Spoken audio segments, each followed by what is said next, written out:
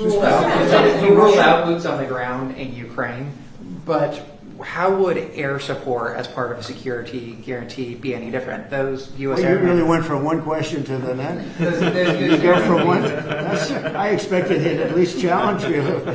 Now we're talking about boots on the ground. But U.S. air assets over the skies of Ukraine as part of a security guarantee, wouldn't those U.S. airmen also be Well, in you danger? don't know what security guarantee is because we haven't even discussed the specifics of it.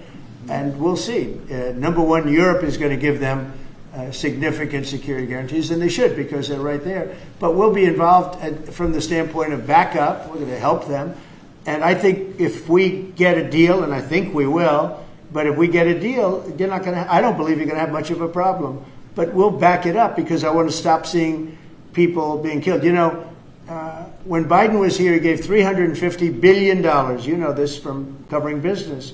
$350 billion to Ukraine.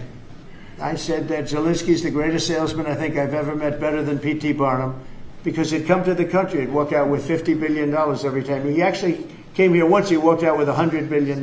We're up to $350 billion. I got $1 trillion worth of rare earth that we have from the country because I felt badly for our taxpayer. But I did something else at the NATO meeting. They are wealthy countries, but they weren't paying. And we don't pay any money to Ukraine anymore. Do you know that? In fact, it's the opposite.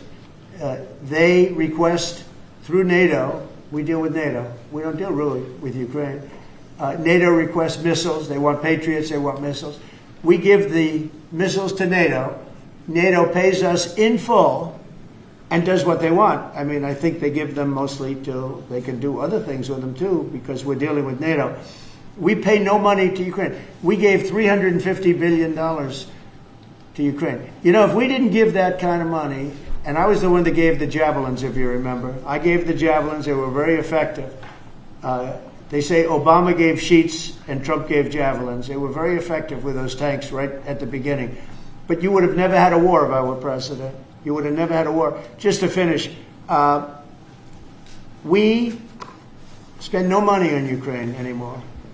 We were getting fleeced by a president that didn't know what he was doing. To be honest, I don't blame Ukraine. I mean, if they come and ask for $100 billion, then they get it. But we were in for $350 billion. Now, we make money. I don't want to make money on Ukraine. I want the war to end because I want to save all those lives. I want to just say, but just so you understand, we're no longer losing money on that thing. We were losing money hand over fist. And now we don't lose any money. Now we sell weapons to NATO.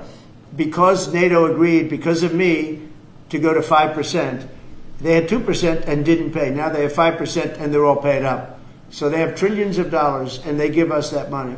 But I really want the war to end, and we're going to get it ended.